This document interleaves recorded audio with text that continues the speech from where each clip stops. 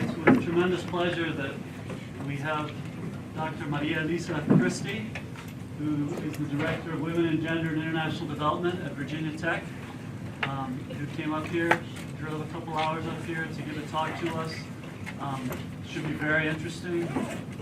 And just to give you a little bit of background on where she's coming from, she's a true professional. She does applied research and also publishes that research.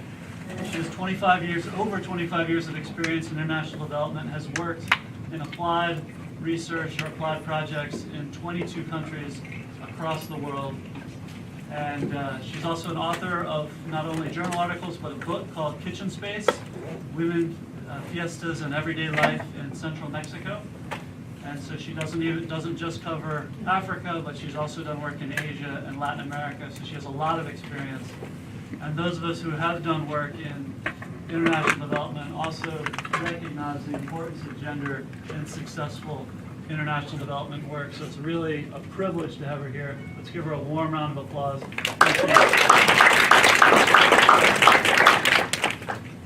right. Well, thank you for having me. It's fun. I haven't been in Richmond in, if I say how many years, you're going to know that I'm very old, so I'm not going to say how many years you're going to know.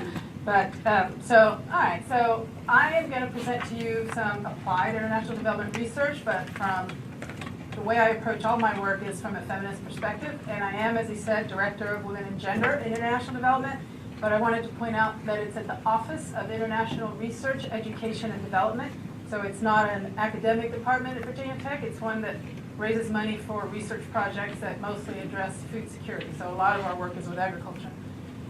And this is a collaborative project. It's an international project, interdisciplinary. It's working with my colleague, Achille Kaya, is a food scientist. Of course, I'm a geographer. Peace Kiameriku was a director or chair of the National Association of Women's Organizations in Uganda that I brought on as a partner in this. So I'll tell you a little bit about this. So USAID used to fund, well, first of all, can people hear me? I don't hear this thing. Can you all hear me in the back? Yes. Okay, good. So they used to be called collaborative research support programs, and there were like 12 of them. This one was the Peanut Collaborative Research Support Program, otherwise known as Peanut Crisp, which, since it was peanut, people would think it was like a cookie or something. It's a little strange. But now they call them innovation labs instead of Crisp. But this title really tells you more about it. So it was, working together, it's research, and it's actually supporting capacity building, research capacity funding students in other countries as well as in the U.S. This woman told me this house is made of peanuts, and I thought, okay, I was looking, I'm very literal, I thought, okay, I don't know, are there peanut shells in there? And she said, no, this is because of my increased income, because of this project allowing me improved, more production, and so she was very happy with the work, the project I've been doing there for 10 years. This is one of the calendars that we use. One of the objectives of this project was to raise awareness. And so we used different methods, and this book that I'm going to talk about was one, but the calendars that we printed in several different countries that we distributed around the country of Uganda through the extension agents was another thing. And so she brought out, this was 2009, she brought out that year's calendar. And this is a woman hoeing her peanuts that I would come back home to Virginia after 3 weeks in Africa, and I had a wimpy little garden in my backyard, and I always felt very embarrassed at how much they worked and how little I worked, and I'd be tired working in my little tiny garden. So this is Kamuli District in Uganda, Kamuli. It's almost 1 million people, though where I was working there were very few people. We were in one of the rural areas. It's Basoga, they mostly speak Lusoga, and we chose this for several reasons, but mostly it's a peanut growing region where women and children do most of the work. This is a group of, these kids are hanging out in the peanut field while their mothers are working in the field. And this is peanuts in the marketplace. So there were 3 objectives. One, you may have heard the title of the book that Dr. Salisbury mentioned is Kitchen Space. It's my book and my idea of looking at places where food is prepared as an important place to understand culture and society. And so one of the explicit objectives of this project that I was the PI for, the principal investigator, was actually to look at cooking practices. But the overall goal of it was to reduce aflatoxins, and I'll tell you a minute what that is about. And then, as I mentioned a minute ago, developing communication materials as awareness raising and education was part of it. Now, we use participatory methods in the research as a pedagogical tool for awareness raising and as a particularly women's empowerment tool. And that's what this presentation should illustrate. All right, here are aflatoxins. Aflatoxins are something that grows out of molds, and they affect the crop, and they affect human health and animal health. You can't always see them. Sometimes when peanuts look black, it's because they had mold, but they may not have had aflatoxins. Sometimes they have aflatoxins, but you can't see the mold. So really the only way you can know they're there is through laboratory testing, but you can have a good idea, and you know what practices you can use to reduce their incidence. The thing about aflatoxin, well, probably none of you have heard of that, right? Raise your hand if you've ever heard of aflatoxin. Oh, a few people. There, okay, not the students. So aflatoxin, there was some awareness of aflatoxins in East Africa because there had been every year or every other year for the last 5 years, there had been a series of deaths, like a lot of deaths in different villages in Kenya from people eating contaminated maize or corn, contaminated with aflatoxin. So people had some idea and were afraid of it and were interested in doing something about it. These are women cleaning their peanuts at a market in actually northern Uganda. So the aflatoxin is very serious because it interacts with other things that are already there to make a lot of problems worse, like malnutrition, health. It suppresses the immune system, and it accelerates the progression of HIV/AIDS, which is a big problem in this region. Okay, so why were we focusing on women? Well, as I said, women and children, and mostly women, are the ones in charge of peanuts from harvest to post-harvest, which is after you harvest, everything you do to it until it reaches a market or is consumed. And then also, women depend on it to solve their dietary and monetary needs. So one man told me, well, it's his wife's peanuts. She doesn't need to ask him for anything because she can do what she wants with her peanuts. She can cook them, or she can decide to sell them, to buy other things, but it's basically hers to decide, and it's her savings account. And as we learned, both the men and the women, as we did some exercise in the village, we learned that really women are the ones that are in charge of most of the activities. And they're the ones that would benefit from improved access to markets and improved value, higher prices for their crops at market. So why is this feminist geography? Some of you are going to wonder. So what I build on for almost everything I do in my work in applied research for development is feminist political ecology approach to valuing everyday life and gendered knowledge and gendered space. That's kind of what I've done now since my PhD research in kitchen space, which is to look at women's knowledge that isn't necessarily recognized or written about, published in books. So we're looking at the intersection of gendered space and the post-harvest practices.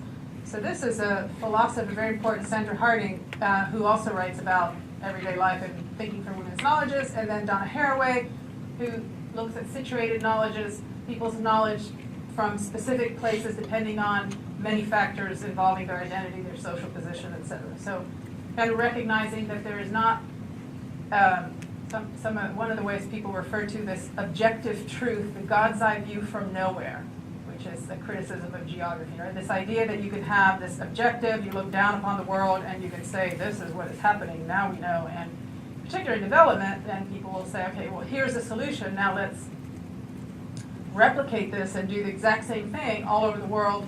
And whatever you're looking at, climate change, other issues, you actually have to look and see what people know, what their practices are, what their assets are. So situated knowledge is kind of gives you an angle on that. This is one of my kitchen space maps from my PhD research and my book, where in this particular case I was asking women, I was working specifically with women, interviewing the men in the household, but I was looking at people who cooked, who were the women, mostly, at least for eating at the house and for these big fiestas that, which are like celebrations where they were women working collectively, sitting in circles, taking days to do things, whether it's cleaning rice, peeling tamarind. Men were responsible for the meat, and women were responsible for rice, beans, vegetables. It was very gendered. It was real gendered space. Women did one thing in one place, and men did something in other places. And what I found when I asked people to draw their kitchens, they would say, which kitchen? And I hadn't, even though I'd lived in Mexico for 10 years in this region before that, I had never thought that, never really thought about that they were two kitchens. And that's partly where I came up with the word kitchen space as a place that's defined by the actual act of cooking. So it could be indoors, outdoors, can be collective, individual, family. So here, this woman said, okay, this is my cocina moderna normal, so here's my normal modern kitchen, mostly indoors, but even here it has, this is a wash basin outside where they wash the vegetables and wash the dishes, so it's not all inside. And then this is, here she called it the smoke kitchen. Other people called it their special kitchen or their fiesta kitchen, which is completely outdoors and has these huge pots for making mole or coffee or beans, and it's the firewood, so it's completely outdoors. So I said we use participatory methods for the research, for the pedagogical tools, and then also for women's empowerment. So let's think about that. The reason I say and women is that many projects in the field in development go speak to, quote, the farmer or the person that is in charge of, you know, the trees, and then it's men who come to the meetings and to the trainings. And so I make sure to work with men and women separately and together. So I organize men and women's focus groups where I meet with men and women, and then they come together and present their work. So the idea of participatory research is that it actually brings in the people that you're working with as shared researchers and collaborators. And this is one of the first focus groups in Kamuli where what I'm going to talk to you about takes place. This is in Bolivia where people are writing their community priorities, and both men and women are involved. So I think all of the pictures that I have are my photos. So this is the women actually drawing the map. That I'm going to show you several maps. Hurley and Knapp was he all of our advisors? Dr. Finley, Dr. Salisbury, myself. Yeah, so at the University of Texas at Austin. So he and Hurley edited a special issue on participatory mapping where it was, you know, it was a lot of different ways that is used, and a lot was with indigenous people and land rights, but I use it very differently, but I still use participatory mapping as a way for people to express themselves and have control over what they say. If you give people a blank page, it's different from asking them your precise questions. They can draw, and then you can use it as an opportunity for conversation, but they're really putting their reality on paper. So these visual tactics are especially useful for people who are of lower literacy levels, which is often women. You can use the local materials. This is in India in a integrated pest management project that I was involved with. This is a conservation ag project in the Philippines where people are drawing their livelihoods. This is the women's group where the men who have finished their group are coming over to observe. So mapping is just one of many participatory methods. Robert Chambers is the expert if you're going to look at participatory research and development. That is who you want to read. So he also looks at participatory mapping. All right, one of the partners of the three of us, right, there was Dr. Kaya, there was Peace Chemireku, who is right here as we walk. The farmers are taking us out into the peanut field. So NAWU works with local women's groups. That was a network, a national network based in the capital, Kampala in Uganda, and they work to help women organize their own groups, develop their charters, their rules, and then they have a little kind of small manual that they use their projects to strengthen women's networks. So their goal is to promote women's collective empowerment. They work with leaders and groups such as this one, Kariwora, which was in Kamuli. And they work in isolated rural areas in Uganda, and they actually asked us to come to Kamuli because it was a very poor, very isolated area, and they wanted to have a group to come in and work with the women, especially to not only to build their networks, but really to bring some kind of education in. So this booklet, which was the result of the process I'm going to describe, is something that we put together with the input of the farmers that we worked with, mostly women in Kamuli. This is a timeline. We went out. The picture that I had with the people holding their hands up was the first focus group. And I thought of, back when I was as an undergrad, we used blue books. Y'all don't use blue books anymore, do you? You do sometimes? Oh, they still exist? Cool. Okay, so blue books. So I bought a bunch of blue books and pencils and sharpeners and distributed them, and I asked, who does the cooking? Whoever does the cooking can take this book, and we're going to have you keep track of your recipes, how peanuts are in your everyday life. And some of the women that raised their hand to have one, people said, no, she can't have one, she can't read, she can't write.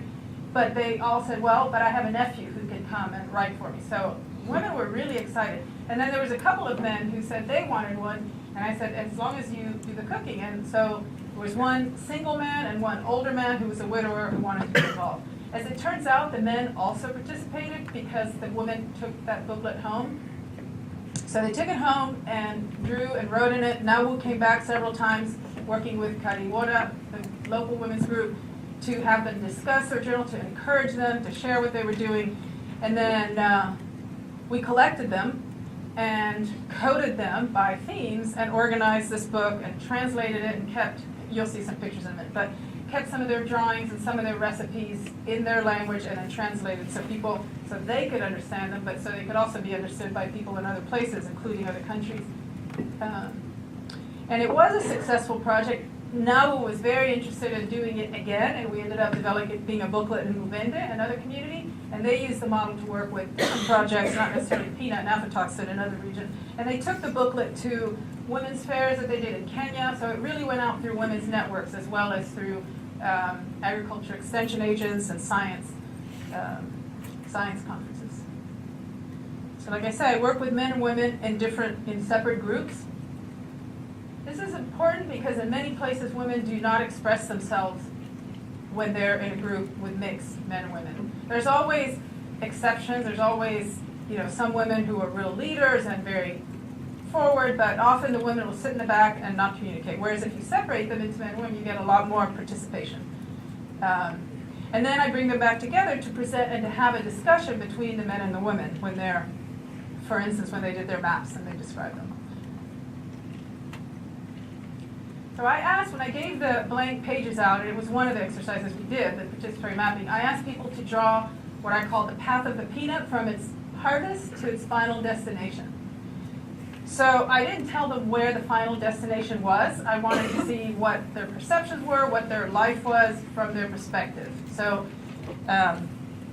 you'll see what they did in just a minute. But here is one of the things that's important for aflatoxin management is that they don't dry the peanuts on the floor, on the ground, on the bare ground. So whether they use a tarp or, in this case, it's a drying rack they made with local materials, with wood, scrap wood. So here's a woman drawing that. Now, let me give you an example of how development makes a lot of mistakes. So we thought this was a great solution, right? It's locally available materials. All it takes is labor and then collecting wood that's around the community. I bet you can't guess what happened to those drying racks. Anybody want to guess? That's a good guess, but that's not what happened to them. But that could be. That was termites. Termites, they ate them down to the ground. So they didn't get to use them the next season. They put a lot of work into them, and so they were like, yeah, I don't think we're doing that again. What some of them did to help prevent the aflatoxin, problem from being on the bare ground is that some of them had tarps from a coffee company that gave them tarps because they were also growing coffee and they wanted to have clean coffee beans, and so they used that also for peanut.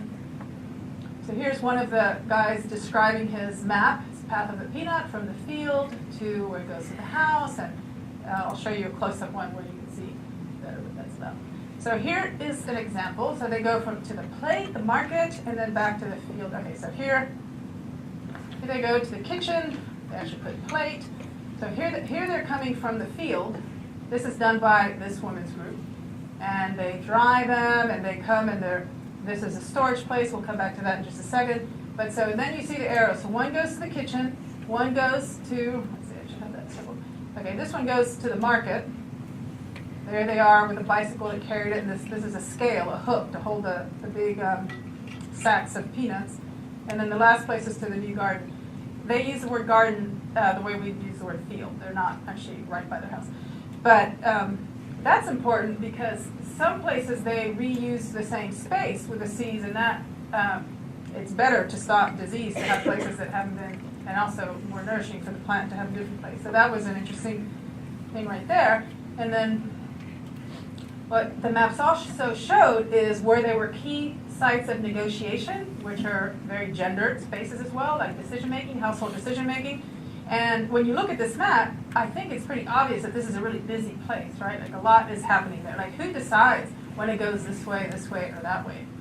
So that's not something that we were able to do through this participatory mapping, but it's something to go back and ask with interviews and like more structured questionnaires, who decides over what. And I always wondered, so if it's the women's peanuts and she's responsible for making sure the family eats, how do you decide when you're going to keep them to eat, or when you're kind of having to guess what the market is going to be like and what the weather is going to be like? It's a little difficult. This is another woman's map, and she drew the money coming back from the market, and she said, then the man and the woman in the household decide together what to do with the money. All right, here's another map. Let's see which ones I highlighted here. So there it starts in the garden again. It goes to the eating place. From there it goes to, so this is like snacking, but here's the kitchen. There's raw eating. I guess this is the cooked eating. It looks like a hot plate. And then again, this is the market where they're weighing. There's a scale weighing the sacks of peanuts. This time it came on a truck. And then it also goes back to the new garden of seed. So these farmers didn't see the other farmers' maps, right? So they are coming up with these maps that really give you a glimpse of the culture and agriculture and gendered space and other things that you are interested in. And I should say that the way I use participatory mapping is not to come up with this beautiful map, though I do love these maps. It's really a tool for conversation without having a kind of interrogation. So as people draw their things, they can present them and talk about them, and when it's a women's group and a men's group and they present to each other, then they have disagreements over what the other group drew, and it's a fun way to get information, and it's fun for them because they don't like to be asked. In some places they're what we call over-surveyed. If they're places that, like in Nepal, where it's a important region for climate change and deforestation, they'll have so many groups that come and they want to talk to the farmers, and the farmers are kind of tired of talking to people who come and ask them questions where they actually enjoy doing different activities like drawing. In this place, nobody had come to talk to the farmers. That's why Nabu wanted us to come. But still, it's they had fun. And give you an example. On one of the times that I returned to this community, they were so into their mapping that they wouldn't stop. And it was lunchtime. And usually one of the problems with working with women is that they have other activities that they're responsible for, including cooking. And so they needed to go home, but they didn't go home. They sent messages home for somebody else to cook, and then they didn't even eat. It was like, I think we should stop and maybe continue after eating, but they were so engaged in their mapping and that they did not want to stop. So again, we have sites of negotiation. Here's the store, it's actually storage. So again, from there is where it goes, right? Either a seed, or it goes to the market, or it goes to be cooked. And then this little et cetera, I wanted to tell you about that. So notice that this is what happens with the money that comes from the market. Okay, they sell at the market, and then here's the money coming back. This is a man with pants. This is the men's group that drew this. So they wrote school fees, clothing, and motorcycle is what they do with the money from the market. They did that in their men's focus group of about 12 men. There was a women's focus group of about 20 women who, when the men presented, they all started yelling and laughing and pointing. And I'm always in these places, even though I speak 3 languages, I don't speak the local languages ever, so I have a translator, and I'm depending on a translator, and they're speaking all at the same time, so I can't get translation. It's like, oh my God, something really important is going on. And then the men wrapped up their map and left and went back to the hood of our Jeep that we came in, Land Rover. And they spent like 15 minutes talking and trying to figure out what to do. And then they came back, and they had added the words, etc. And so the women just cracked up laughing, because what the women were saying is, you do not bring the money back. You spend it on bars, you spend it on other women. And so, wait, that's not true. We don't get our money back from the peanuts that we grew and we harvested. So I like that little etc. there. All right. So I already told you we gave them these blue books and a pencil and sharpener, and I asked them to record their experiences. So we collected 26. We gave out more than 26. I don't remember how many, but we did get 26 people or households that were drawing their maps, and there they are. And so then we coded them, those little strips of like Post-it paper. We were looking at we were looking for selections that we thought were especially good to include here, where we have translated and also put their own words translated, in their language and in English. So this is a bilingual book, and we decided to make it in English, even though their sections are in their own language, so that this could be used throughout Uganda, where people speak English as a second language in many places. I mean, throughout the country, but really it's only the people that go to school speak that, which is not all the people. So a lot of things came through when you have people draw how is peanut in your everyday life. Okay, that's my thing, right? Everyday life, gender knowledge, gender space. So here's a little kid, this is a kid, chasing chickens away. Now, one of the guys in my office looked at this and he said, well, that kid is doing a very bad job because, look, they are eating the peanuts. But in any case, that's that kid's job. And this is in the Nauvoo office where one of the interns helped us translate everything and transcribe and type up so that I could work with the text and then we publish it. Here's some examples. So everyday life, tea rituals. So Uganda, just like Kenya and East Africa, has this very British tea. They're not a coffee culture, even though Kenya grows and exports coffee, but they like to drink tea. So I'm going to read you this ethnographic quote. So, up by Lovia. So on the 20th of August, 2008, I discovered how sweet groundnuts are. Groundnuts are peanuts, that's what they call them. I first fried my shelled groundnuts and ate them with tea, together with my family. My husband enjoyed and the children enjoyed because I had sorted the rotten ones and thrown them away before frying them. So sorting and separating rather than mixing the bad ones in with the good ones in order to have more is something that they learned through this project. So there's the tea and the groundnuts. And this is actually somebody else's. This is not Lovia, but it's another piece of a blue book. And the other thing is that they use peanuts for hospitality. Okay, so here is, I'm going to read you Merab's journal quote. On the 25th of August, 2008, I and my husband visited our friends at Irapa. They roasted groundnuts for us and served us with tea. When we tested the groundnuts, they were sour. I discovered that they had stored them poorly and they had molded. We had learned from Nauvoo that extra care has to be taken with storing groundnuts after drying. Okay, let me come back to that for a second. But so here's a celebration. One of the things one of the farmer women told me is we have to offer groundnuts to our visitors, or they think we're being stingy. We are, after all, groundnut farmers. So if we're not offering what we grow, that's not acceptable. So it's one of the main, not one of the main, but it's one of the uses for peanuts.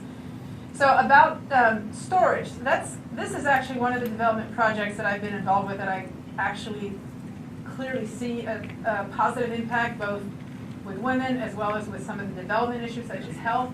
One of the things I learned was how to store them better. So Kaya is a food science specialist. We had a student that we funded to work in the lab actually testing the peanuts that we collected. And one of the things that became very obvious, and the results of which we presented to the community, is the different levels of groundnuts based on how they store them. And one woman had them in these big plastic things called jerry cans, which they use for collecting water, but they're hard plastic. And those aflatoxin levels were through the roof. They were just way, way higher than anybody else's. And she said she kept them there to protect them from rats so they wouldn't eat them, because the rats had a harder time eating through that. But that was a very bad idea.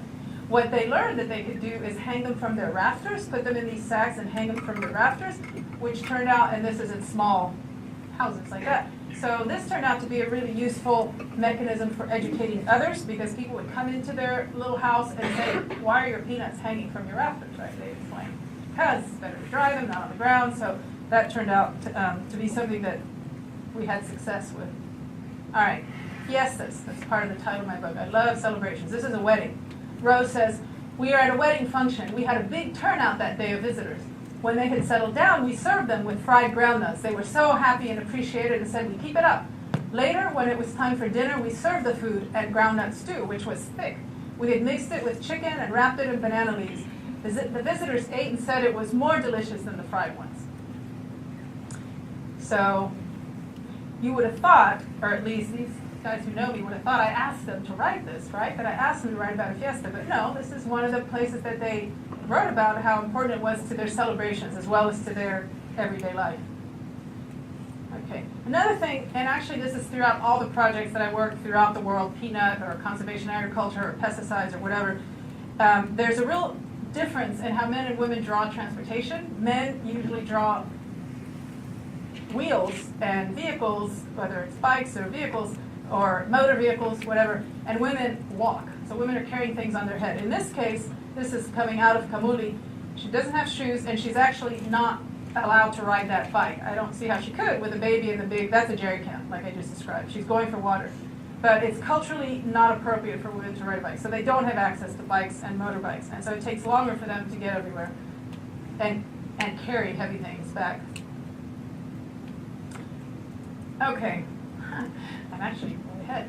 So what are the impacts of this project? Right, we always have to evaluate. I guess I didn't say at the beginning. So this is a research for development project funded by USAID, the U.S. Agency for International Development, whose budget will be cut 28% very shortly, as it was announced in the budget, whatever, yesterday. But one of the impacts was that women's networks were clearly strengthened through working with these women's organizations and meeting several times with the women, sharing their writing. They had not, as a professor, because while I'm the director of Women and Gender National Development, I also teach a class, and I've been a professor in, 5 universities. And I'm always struck at how education is power. Okay, it's not part of this presentation, but really working with people who don't have the opportunity to think and discuss things. I mean, that raising awareness about whatever issue you're bringing to them is really exciting, and it builds opportunities for the future, which is what NAWU wanted us to come into Kamuli and work with these women that would allow them to do other things in the future that had nothing to do with peanuts or writing journals.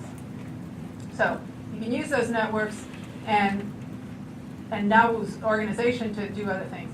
So they definitely had improved health. We did not do health testing. Do you all know what an IRB is? I'm sure you do, but they don't know what an IRB is. Human subjects requirements. So if you're going to do anything, if you're going to involve human subjects in your research, you need to get permission. And if you're going to take their blood, it's really hard to get permission. So to really test for nutrition, you need to do more expensive and more complicated work. So we looked at what they ate, but we didn't test how it affected their health.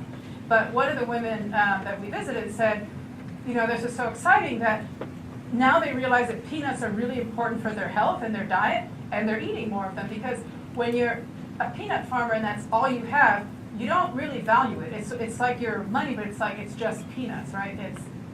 They weren't prioritizing feeding it to their children as a healthy protein, full protein thing that they could consume, that they were growing right there. They didn't have a lot of other things, but they did have peanuts. One of the activities with a participatory research and focus group is an activity chart that I do looking at different socioeconomic activities, both paid and unpaid, and recreational activities. And we look at, there's several columns that we can fill out in discussion with the people that are involved. One of them, who does the harvesting? Okay, so it can be, on one end it's men only, and on the other end it's women only. In the middle is men and women equally, and then you can have men with women's help or women with men's help. So in doing that activity and first eliciting what are all the activities you do with your peanuts, what are all the chores, it was surprising to the men to find that most of them women did either by themselves or with men's help. And they concluded that women need to be involved in the trainings that the university was doing there, because it was men coming to the trainings, as is so amazingly often the case, even though we've learned this over and over again. So they definitely gained awareness of that you need to reduce levels of aflatoxin. They improved their practices, including sorting the bad ones out, storing them better, drying them better, even if it was on the tarp from the coffee company. And as I've just been saying, I think the methods actually provide education and participation and, I believe, empowerment and learning to express themselves and speak in front of groups. After we returned these books, because we printed, I think we printed 1,000 of them, and we gave a lot to the people in the community. And then I went back maybe 3 months later and asked, and did a little research follow-up, and I asked them to tell me who they had shared them with, how many people, and where. So who meaning how many men, how many women, and we discovered that the men, not surprisingly, shared them a lot more in public spaces, including one was a young man in a vocational school, another one was at the bars, at tea houses. So the men, and one was a minister who had spoken not only in his church, but in 3 other churches where he had 80 people in the pews. And then the women mostly shared with just 1 or 2 or 3, except for those that were women's organization leaders who went out and met with other women's groups. But I concluded that men reach more, but women reach the unreachable, because they would take it to women who were in the middle of fields or family members in another community, where men spoke in public spaces where they spoke to more people, but it wasn't the same people. And then I said earlier that now we wanted to use this this method and wanted us to be contributing to technical support, especially Kaya's work in food science, to work with other communities. So there's a lot of criticism. So what do you mean empowerment? Empowerment is that you've changed your life. Your agency has altered to where you actually have been able to improve your life. So was this in fact empowering? So I don't know. So it didn't change the circumstances, but I believe that that the process, I believe it was empowering. And I'm hedging this way because I wrote an article that had the word empowerment in the title, and it had a lot about empowerment written in the text, and it was rejected with heavy criticism that this is not empowerment, which I disagree with. However, I rewrote it. They suggested this was collaborative research, and so I looked up the literature on collaborative research and wrote it from that perspective. And then in the end, I stuck the word empowerment like in the last paragraph. Well, maybe it is empowerment. But anyway, they did learn to look for when they bought peanuts at the market. So they started not buying, they sell peanut flour, all ground up and just like flour, and they sell peanut butter, which they call peanut paste. But some of those have been sitting in the sun for a long time, and you don't know what peanuts they drew on to make those products. So they started actually asking people to grind them there. And some of them were selling their peanuts. People came to their community to buy their peanuts knowing that they were managing them differently. They were so excited to have their names on this book and that they were co-researchers with the university. One of the ways that one household, we also went from house to house, not just focus groups, to people who had gotten the book. And one woman said they were reading stories that her husband was reading every night to the family. They read one page. So it was really, this was like the gospel. I mean, they carried their book around and shared it with everybody they came in contact with. Eventually, I'm sure they fell apart or got tired of carrying them, but for a while they were really, really disseminating, because of their pride in participating, they were disseminating the knowledge that, should reduce aflatoxin and improve people's health. All right, so is it empowering? This space of working separately and coming back together and producing a book together, I think, provides an opportunity for learning, reflection, and expression, which I think is empowering, as I think you are participating as a student in this university in something that I'm sure your parents are hoping this will empower you to improve your lives when you finish. So they're speaking their truth. That's what I think participatory maps allow them to do, right? To write their perspective on, you ask them where's the path of the peanut go, or what are the resources you need for your livelihood, and then you leave them to draw it, and they're talking in a group and coming up with what they think is important to put on there. And I think this is really cool. They're teaching the illiterate researchers. We have no clue about their lives. I mean, we could take their peanut, the way Kaya would work normally, food science guy, would be to collect the peanuts and take it back to the university where his student, who was a lab student, would test the aflatoxin levels and decide, and help chart what kinds of storage materials were correlated with different levels of aflatoxin.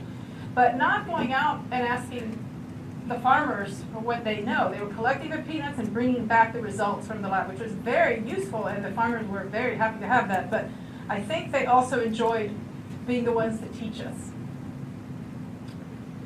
And having the men and women show their different results, that when they came back together, also allowed them to discuss places where they disagreed and like the et cetera, right? That the men had to put on. So this is my conclusion, that it doesn't change the circumstances, but changing them is in fact an empowering thing. We identified the whole project, all the projects I work with, we look to identify gender-based constraints and opportunities to improve women's lives and to achieve the technical goals of the project, which may be, in this case, reducing aflatoxins. In other cases, it's improving soil quality through conservation ag, and so on. All right, this little guy, who's about 3, was carrying this basket on his head full of peanuts. I was sitting, over here, and he was like waddling along with his peanuts, and then, not surprisingly, he tripped, they fell, they spread out over here. Now, you'd think some little kids would have been upset. Well, he was just such a hard little worker. He just put his basket down and collected them all, put it back in the basket, and carried them off. That was his job. All right, we are funded by USAID, so anything we write or present needs to say this. So, this research was made possible through the support provided by the Peanut Collaborative Research Support Program, funded by USAID Cooperative Agreement, and there are the numbers if you want them. I'll be happy to give them to you. And there's a literature. I do all. So, that's all.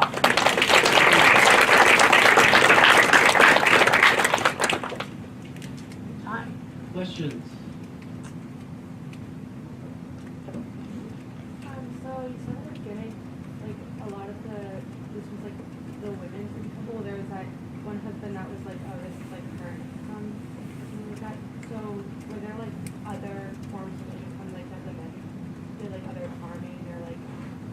Was this like a secondary source of income, or was this like a primary source of income? Right, so the reason it's women's is in this place, unlike in others, like in some places in Senegal, for instance, where peanut is a real export crop, is that here the peanut was a domestic crop, meaning for domestic consumption. It was mostly to feed them, and then so the idea is, let me just answer your question first again. Whereas men grew crops that were for market, or market-oriented crops, that's where they got most of the money from.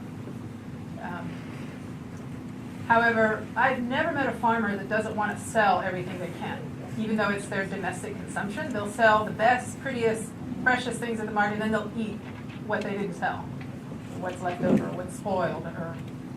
But yeah, it was because men did the crops for cash, and they were supposed to be the ones for consumption in the household. Yeah. I really like the idea of that you let the woman draw, because I know it can be discouraging and intimidating if they're not educated to take part in a project like this. I think it's a genius idea. I was just wondering, how did you come up with it, or you just allowed people to draw? Okay, so I'm going to address two things. First of all, you're saying that it's a great idea because it's empowering and it lets them participate. Yeah. I have to say that my criticism of this method, which I love and will continue to use using different kinds of questions, different settings, but actually it can be disempowering for women who have never held a pen, which is a lot of them, and don't have somebody in their group that can write. So in Mali, which is where I've met the most undereducated women in isolated regions in northern Mali, we waited for 2 hours for the women to find a student, a young woman who goes to school, who could come and actually hold the pen and help draw. So, and they said, why didn't you tell us you needed somebody who could write? So they hadn't been warned, and they felt embarrassed that they in fact could not participate in it. So generally I think it's empowering, but you need to make sure that there's somebody in the group that can help them do it. And in Kamuli, the words that are on those maps were written by the men. They would ask the men over, but they didn't, but the women are pretty strong too. They may not speak in a group that's mixed, but they would not let the men tell them what to write. It's like, okay, you come in, I would tell you what to write here. You put garden here. So, but it's not always empowering. I think it mostly is, and that's why I use it. So why do I use it? Well, I actually learned from another student, Dr. Juanita Sundberg, who I just saw at the Dimensions of Political Ecology conference. She was a grad student that was like 2 years ahead of me and did a presentation when she was leaving showing how she used a photograph to gauge the difference in perceptions of the indigenous people in the Costa Belize and the colonos, the migrants that were refugees from the civil wars in Central America, who were both doing farming, and there was conflict between them. So she had a picture of a burnt field, and she was asking them, what did they think, right, without putting like a specific question to them. And she found this very clear pattern that the colonos, who were new, were burning the fields and saw it as a hope and as new life, whereas the indigenous people, who also sometimes burned their fields, but she criticized the colonos, saw it as destruction of their lands. So why did that kind of spur me towards this? That was before I went to the field to do my kitchen space work, because I like not asking a specific question, but having, that was not a blank page, it was a photo, which I also use in most of my projects. For instance, of a diseased peanut, like to see what they say about it, why, describe this, which by the way also has a limitation that's disempowering in that I've discovered that here I'm wearing glasses, some of you wear glasses, but people need glasses around the world, and in poor countries almost nobody has glasses, but it doesn't mean they don't need them and they can't see. So sometimes when they're looking at a photo that I use as a participatory tool, they just look at it for a long time, and every now and then they say, I just really can't see that closely. And so it's an embarrassing thing where they feel like they're being tested by this researcher who wants them to identify the right answer in the picture. So it's always, it's not simple to say that these are great methods and are always empowering even though they're participatory. But I did find that trying to give a blank page, which I did for mapping the kitchens, I don't know, that's how I was inspired, but was by Juanita Sundberg, even though I did something different and used a blank page. I don't know, I do strange things. And then I liked it, and then I've used it in different ways for different projects.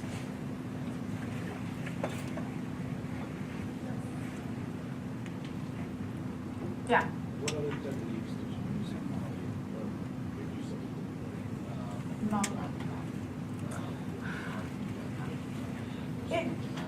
So it did work eventually. It's just that we have to wait.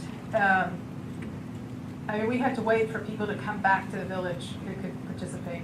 But we still had discussions. I mean, we usually sit under a tree in the shade, and I always work in multi-disciplinary projects since our funding is for food security projects, so it's always entomologists or soil scientists or people who like go to the field and collect samples of the soil or of the bugs or whatever, and I sit with the people under the tree discussing things. So you can still, with a translator, have conversations, but that's one of the activities, and it just took a while, but then they were very excited and they participated. But it's been several times where I've seen, you know, I need to be sure they get the information of what we want before we get there, and that's really hard because I'm coming from Virginia, and I'm working with, okay, so in the case of Mali, I'm working with people at an agricultural research station or center in the capital. They have to communicate through several different channels. Okay, you know the telephone game where you're like pass the message on and it's totally different? Well, so by the time the message gets to this village, it's changed. And when I say I would like to speak to a small group of men of no more than 10 and a small group of women, sometimes I get there and they've heard the story that this white person is coming and there's like 50 people waiting. And one time in Mali, they actually had music and loudspeakers. It's like, oh no, this is like the show. And we just wanted to talk to some farmers. But so you really don't have control. On that particular trip in Mali, I speak French, English, Spanish, which is not useful in Mali. We had 5 translators translating to each other because then we had, I don't know how many languages, but every time we get to a new district, we'd pick up a student who'd come with us who would then translate to a person from the other larger speaking group, and then we got to this community. And so there were 5 levels of translation. So that was even crazier. But to get the message for people to do what I want, this is the power thing. Like here I am wanting to, and I bring my flip chart pages and my bunch of colored markers, but I'm trying to get people who, you know, I really am trying to get them to map something, and sometimes they've never mapped anything before, although because of development, it was in Kenya that we went to a community, and I thought, okay, I'm going to teach them to map something so we learn something about their trees. And they took us to this little community center, which was somebody's house. It was a widow who they used as a community center so they could help support her by paying her something for using it as a community space. And it was full of these beautiful maps that they had drawn, showing their images, their views of the way their land would be reforested in 10 years. So you never know how much experience they have. And I always send the same message, but I really don't find out until I get there, and I kind of have to deal with it. And I mean, it took us like 3 days to get there. It wasn't like I would say, oh, well, we'll just go somewhere else and do this. I mean, it's like, okay, let's just see how we deal with it. And we always have eventually gotten the map. It's just on 2 occasions I felt like it was a lot of pressure. And another occasion in Mali, we got to a different community with a sustainable agriculture project, and we asked for, as I always ask, to meet equal parts, men and women, and meet them separately. And we got there, and they were just men. And I was with a guy, I'm the only gender director in our office, and all the rest are technical people, they're all guys. Luckily, this guy, Keith Moore, who's a rural sociologist, had been doing a lot of gender work, and he was very supportive of everything I did. And so we get all the way out there, and there were only men. And he said, well, let's just sit down and not talk to the men until we have the women.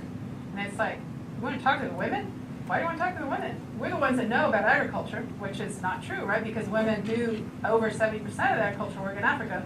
But so we eventually got the women to come after they finished cooking, and you know, kids had gone to school. And okay, so what should have happened differently? When we said we needed to meet with men and women, our extension agents that we worked through should have actually asked, when is a good time to meet with women? Because women have less flexibility in their schedule. But the people out there on the ground that we work with, whether it's students or researchers from universities or state research entities, they rarely want to be flexible enough to benefit, I hate to say this, but it's true, to benefit what women want. Okay, so in one community in Bolivia, I was in an indigenous community very high away from Cochabamba, and I asked them, so when is a good time for women to meet? And they said Saturdays. So I go back and working with people, I said, so you need to send people out Saturdays. We don't work Saturdays. This is a state, this is a government research institute. We're not going to go out Saturday. It's like, okay, so there goes that, right? So there's a lot of barriers that you work within, and you just try to do the best you can. think when you're a student, you get to go out like I did for my fieldwork and spend a whole year doing research, then you can do things more the way you want. But when in my work now, you know, if I'm lucky, I get 10 days in a community.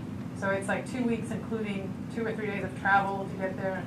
So I don't get to set things up necessarily. Yeah. I was thinking about every time I bought cakes from anybody in Uganda, I've got a lot of so one of my favorite snacks. I don't think I've ever bought them. They always seem to be handled by children. Do you have a strategy for getting the voices of children and the sensibilities of children in here as well? Do you think about this by age, not just gender? Yeah, so that's another IRB issue, actually. I worked with children in Bangladesh, only there, in Bangladesh specifically. So, and that's because, it's another project, but it's because we worked through the schools in one community that didn't have a local NGO, and the schools was a more organized structure that there was to reach anybody. So we work with people's parents through the kids at the schools. But otherwise, we don't work with children. That's a great idea, but and in this case, now we work with women and women working with children. Even though the children are with women, we didn't interview the children. Yeah. Was that in the markets or in the street? The street, market, school, on the bus, through the windows, Yeah. door to door, Yeah. ate a lot of things. So now Chair Peace had a real thing about children, however, and all the communities we would go to where there were children in our meetings, she would talk to the mothers and say, why isn't this kid at school? So that's where children came up in this particular research.